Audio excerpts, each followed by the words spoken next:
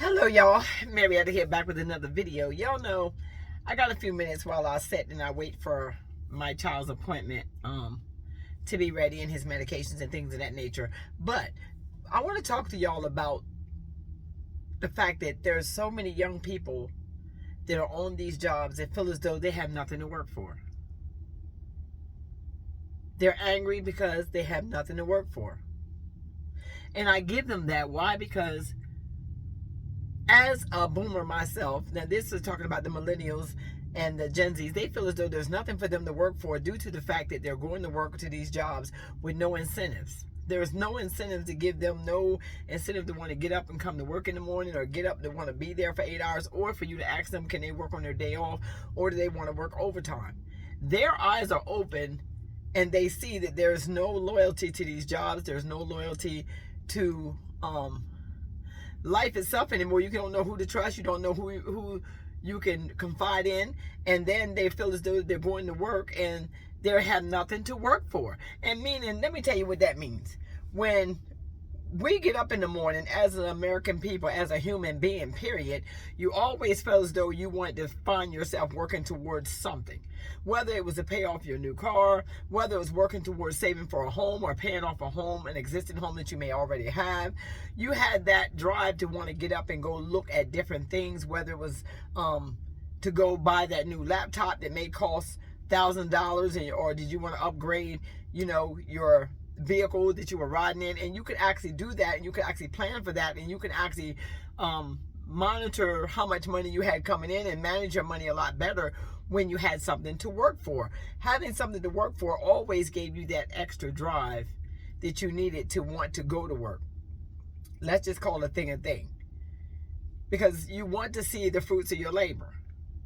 You want to feel productive. You want to feel like you're doing something to better your situation, to better your life, so that you will have something to be proud of for the reasons why you went to work in the first place, or why you wanted that job to start with, is because you had some things and you had some goals that you wanted to meet. Whether it was just, you might even want to take a nice vacation at some point, and you wanted to be able to go and enjoy the fruits of your labor, enjoy the money that you have made, and to be able to put yourself in a position where you could actually have some savings, you could have some 401k, you may even want to have children one day, or you already have children and you want to be able to position them so that they will be better taken care of. But with the way the economy is today, so many people are on edge. They're angry, they're upset, they're going to work angry, they're coming home angry, they're at work and they don't even want to be there, which causes them to have an attitude, which means you, as the consumer that's coming into these places to buy whatever it is you need to buy, or whether you're going to the doctor's office, it makes you move different. You got to move different, especially when you're a chosen one and you know that the Spirit of the Lord, it first of all is your strength, and you know you're walking in a totally different spirit, and you can see things before they begin to manifest themselves or begin to happen. God is giving you that discernment to be able to see the enemy as they begin to arise. Now, you remember, we don't fight against flesh and blood, nor do we get angry with the person, but we see the spirit before it begins to manifest. It's almost like saying, when you see somebody that's beginning to be angry, to get angry, do your best to remove yourself from that area. I am finding that a lot of the younger people that are out here on these jobs, they don't want to be on these jobs at all, because they feel as though the world has taken away their life. The American dream is no longer the American dream. It has become an American nightmare, and the people are waking up, and the only thing that they see ahead of them is destruction. They don't see themselves being able to prosper at all because of the natural eyes that they're looking through, and they're not there yet to realize that God has an expected end for them. God has an expected end for you, and God wishes that you prosper as your soul prospers. So therefore, they don't understand these things that is going on in the realm of in the earthly realm of what's going on, because no more than what they see. It just feels like punishment. It don't feel like excitement. It don't feel like rewards. It don't feel like incentives. It doesn't feel like being blessed. It just feels like you're being punished. But one thing I can tell y'all, even when God comes to bless you, sometimes he got to break you. Come on, somebody. Before God blesses you, sometimes he has to break you, because he has to break you because he wants to make sure that you're prepared for the blessing that he has for you. And that you got to ask yourself, If he was to bless you right now, how high can he take you before he lose you? Meaning, if he was to give you that big, beautiful home right now, give you that big, beautiful car right now, and give you all the things that you want right now, would you still praise him? Would you still praise the Lord, or would you walk away from him? Would you do exactly as you do with mortal man and treat him just like he's a regular smuggler person when he's not regular, and you would treat him that way, that once you got what you got out of a person? Because a lot of you are very selfish. A lot of people walking this earth are very selfish, and we walk with a place of we walk. I'm not judging nobody. No, nobody come from me in the comments about you judging somebody. No, I'm just telling you exactly how I feel and what I see and what I understand. And I'm including me in the process. I'm including myself, because this is how we have walked before we got ourselves connected with the Lord. And as we learn, and some of us still walk that way because we are not there yet and we still learning. There is no judgment. This is a no judgment zone. But we do have a chance to speak our mind and speak what we feel. And you are perfectly welcome to write what you feel. What I don't want my line to be is where we start arguing about what somebody else said and this, that, and the other, when they're just telling you how they feel. So with that being said, I just want to let y'all know that, I feel as though that we've been walking in a place of selfishness for a long time. We've been walking in a place of entitlement for a long time, because we had it like that. Let's just call a thing a thing. America's never been a country that was starving. We never been a country that actually had to settle for anything. It's like saying we see it, we want it, we go get it. And no matter how long it took, we still had that opportunity to work for what we want and work towards what we wanted. And if you wanted anything, be it a house, though, I'm gonna put it this way. Mama always told me, those that wanted something out of life got something out of life. Why? Because you got up and you went to get it. You understood the fact that you pray about it, then you move towards it. And as you prayed about it and then moved toward it, then God will bless that thing in the midst. So therefore, if you prayed for a new car, that new car will show up after you prayed about it. You begin to work towards it. You begin to put your savings up. And then you never know who would come in. Sometimes there have been people that come in and bless you right in the midst of that, and they would add money to your blessing that you already had. Or you would look up, and sometimes you see people, even like you see Steve Harvey and Oprah and all these people that got plenty of money. You've seen them bless people with vehicles. These people have prayed about these vehicles, and they have been doing without for a long time, but they kept doing, and they kept being good soldiers and faithful soldiers, even in the midst of adversity, even in the midst of storms. They kept right on doing what God has called them to do, and that's what you got to do, beloved. A lot of times we look at the fact of what's happening in the natural, and we let that take us down. We let that vex our spirit, and then we get nasty. I mean, we get real nasty and start treating everybody around us nasty. We start pushing everybody away from us. Why? Because we don't want to go through nothing. We don't understand when God is operating. So he has to break you first to rebuild you, so that you will understand that these things that you will acquire will not take you out of the will of God. They'll not stop you from praising him. They'll not make you look at your neighbor funny, or let you start talking down on people, or let you use these things to disrespect other folks with. That's just simple as that. So when you think about when you truly think about what's going on in the world today and how people are moving and how people do not want to be on these jobs, and a lot of times you go past some of the job sites and you see that they're empty, especially the ones that are doing construction and things of that nature. I see a lot of them, they're empty. They're nowhere near look like they used to look when our immigrants was here working those places. Even though a lot of them may have been here illegal, they were still on the job and they was doing what they needed to do. But what I'm saying that to say is, you got to replace, when you take something, you replace something. You replace it with something. And I see a lot of the job sites here are empty now because a lot of people are not willing to do certain jobs. Certain people are not even equipped to do certain jobs. They may not be mentally able to do those jobs, or they may not just be never been taught to do these jobs. So a lot of times when you think of what am I going to work for? What am I working for? What am I working towards? But if you give me something to work for, if I get in my new car and I got a job and I know I want to keep this car, I'm coming to work every single day. You have then just gave me an incentive to want to stay on my job. Why? Because I know my job is going to pay for my vehicle. So therefore, I'm going to stay on that job. If I go buy a new home, I know that I'm going to need this job. But once that job is just literally stripped away from you, like taking candy from a baby for no reason. I did nothing wrong. I did everything I was supposed to do right. I went to school. I graduated. I was a good person. I helped people. I trusted in people. I trusted in the system. And the very system that you trust in is what is breaking you down. And you don't understand the breakdown that sometimes these things have to happen. They have to happen. You don't know. We take the angry road about things. Why? Because that's the natural emotion that we have is when something is taken away from us that we feel we paying for, we feel we paid for, and we did nothing wrong, and you start snatching. Our first instinct is to fight you. Our first instinct is to fight against it. Our first instinct, it may even be to curse you all the way out and just go crazy. But the point of it is the fact that you may not see exactly what God is trying to do in the midst. Because remember now, he said in all things, give thanks. If you took that house away from me, then evidently God must have saw something that I didn't. Maybe he saw down the road that I wasn't going to be able to pay for it anyway. So therefore, you taking it from me and you getting me out from underneath that payment may have been the best thing in the world ever happened to me. Maybe I wasn't going to be able to pay that car note. Maybe that car was going to cause me an accident, so God put me out of that car, and then down the road he'll give me a new car. I've been through this. I've seen this happen, and this is exactly what God did with me. So this is why I can speak about it, because I didn't want to go to work either. So I understand what the Gen Zs and the millennials are saying right now. Right now it looks like they have no future. Right now it looks like they're working for nothing. Right now it looks like they can't win. Right now they look like they're caught up in a society that is just going to leave them on the side of the road and cause them to wrath, cause them to act up, cause them to stress out. Why? Because they're going by what mom and daddy them told them, and nobody's speaking into them to let them know that a change has come. A change has come. A change has come. And they're going to have to learn how to roll with the fact that the change has come. Don't go down in your mama's basement, just lay on the couch and say, I'm not going to do nothing because of the fact that now this has been taken away from me, as if you took a toy from a little kid. No, mama, I'm here to help you, but yet and still, I need to know exactly what it is I can do. What do I need to do to be able to sustain myself, to be able to bring an income in this house so that I can help us eat? And yet and still, I'd be able to save money, because now you done came together with a like-minded person.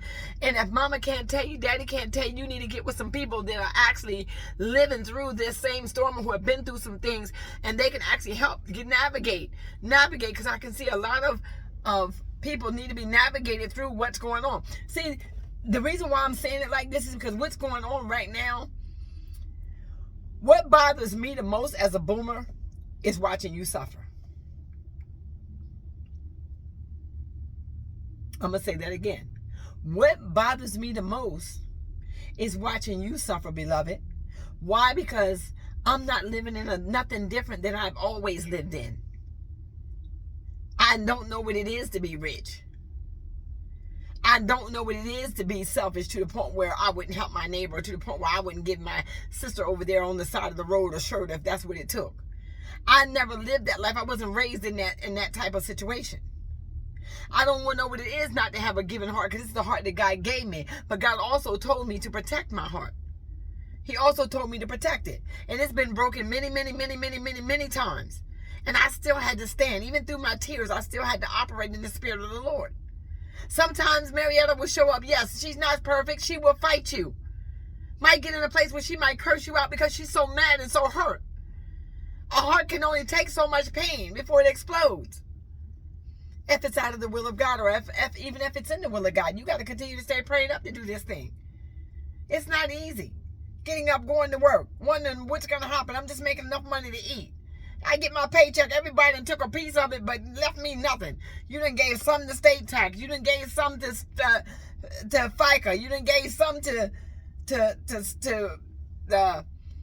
a rental office. You done gave something to the electrolyte bill. Time you get done distributing that paycheck out, it's cut so thin, it's not enough.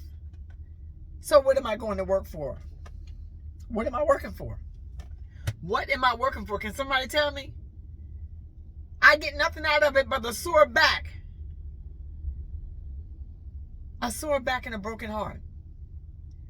Because I'm working and I'm working and I'm working, but I can't have none of the things that I want.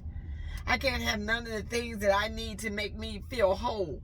I can't have none of the things that I want to make me feel special. But the only thing that's going to ever make you feel whole and make you realize that these material things that you're working yourself to death for are not even worth you work. Because I'm going to tell y'all, when I left my last marriage and I realized that all the money in the world, no money in the world could make me stay in a situation that was abusive to me.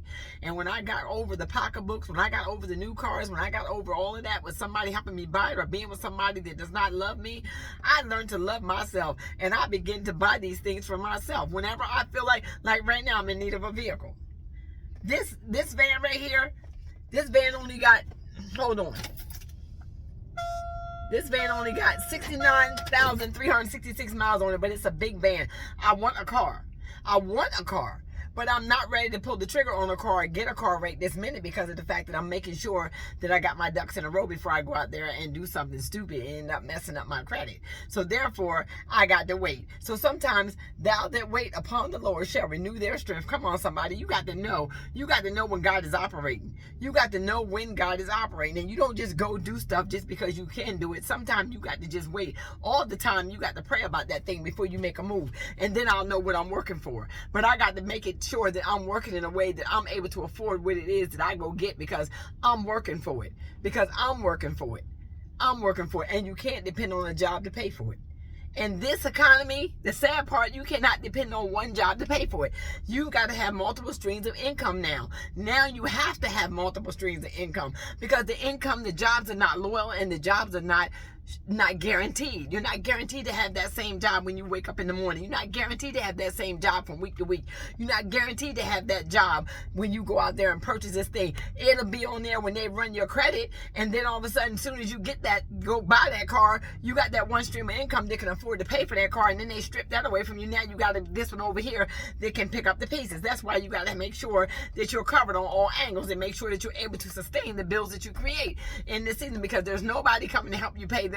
There's nobody coming to give you no extra money, and you got to pray about that thing. I'm not gonna say nobody because there could be somebody because there's always somebody. God will always send somebody in your lowest time. Now let me rephrase that. I take that back because I have known God to show up in the midnight hours. He done turned them things around. But just understand that don't go. What I'm saying is don't go get things expecting it. That's the thing. That's what I'm trying to say.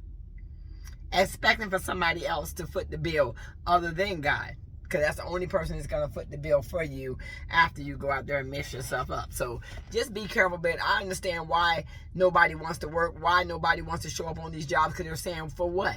For what? We can't buy nothing. Okay, I can feed myself with it. I can buy some bag of rice and some beans and maybe a hamburger at the end of the week, and then I'm broke. I got to sleep in my car. You know, I can't afford to get an apartment. I can't afford to get a house. I can't afford to even buy a piece of land. So you got me stuck in the middle of a rock and a hard place, but yet you want me to show up at work. So I'm going to make the company their money. I'm going to help them get more revenue in their pocket. I'm going to help them stay more prosperous, help them stay open. But I get nothing but throw it out the door like an old dish rag. Once I clock out, I realize I ain't made enough money at the end of the week to do nothing. I can't even live in a building, but I'm working in a building for somebody else. I'm not even getting enough money, getting paid enough hourly. The minimum wage is not going to cut it. So I can't afford to go rent a place. So I'm going to get off a job from making somebody else some money for me to go sleep in a car that I'm going to need just enough. And I'm going to have just enough money at the end of the week just to make sure I put gas in the car to get back there and do it all over again so I can have nothing. So now the question is, what am I working for? What am I working for? That's the question that I'm hearing. This is the question they're saying. And I don't want to answer this question all by myself. I want some of y'all to help these younger folks answer this question. What are they working for? Do you see them being able to buy a house? Do you see them being able to start a family? Do you see them being able to buy land? Do you see them being able to do what with the money that they have in the natural, in the world, the way it is? We know what it is with God because we know God can do all things but fail. We know if they give their life to Christ, then they would have to let God lead and let God lead them to the promised land. But right now, this is not where they at. We got to beat them right where they at because you can't catch a fish unless you scale it. I'm sick and tired of the religious folks getting on these lines and start trying to badger these kids when they're asking questions. They want to know, what are they working for? And they deserve an answer. And as the boomers of the world, we deserve to give them an answer. Let's try to get them to a place where we can say what we feel and how they're going to be able to make it through these trying times. Me personally, to sum all this up, I feel as though that they're going to have to do what they got to do and work as many jobs as they possibly can, save what they can. If mama's basement looks good to you right now and she's allowing you to stay in it, be grateful for that while you go to work.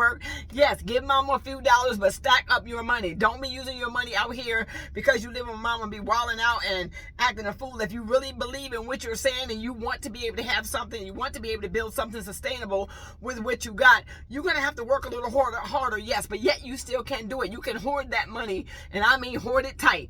And I say hoard because I want to make sure that you know that's how serious it is about you keeping and holding on to your dollars and only spending what's necessary. So that's my take on it. And I'm going to leave that part right there because I want to leave room for a lot of more people to come in. And if and so you're in the Gen Z millennial age group, and you are already got your pieces, your ducks in a row, and even though you're going through this, and we're going through this time, and you all prayed up, and you got your situation together, or if you don't know the Lord at all, and you still is prospering in the midst of this, let's just have a real conversation, y'all. A real life conversation. Because this is real life we live in. This is real life. And some people just don't know. They just don't know. You can't assume that everybody's where you are. You can't assume that everybody thinks like you. You can't assume that because you did it this way that everybody can do it the same way. This is why we need a plethora of ideals. And I think we'll get where we need to be. So with that being said, I want to let y'all know that I love y'all. And I think it's a valid question. I think it needs to be answered. And if you've not subscribed to the channel, please consider subscribing to the channel, because this is what we do over here. We uplift, motivate, and inspire, and we try our best to answer and tackle those hard subjects that people want to leave alone, that need to be talked about, need to be said, because I think they deserve an answer. And so if you have not turned your notification bells on, please turn your notification bells on so you'll be notified when I drop my next video. Be blessed.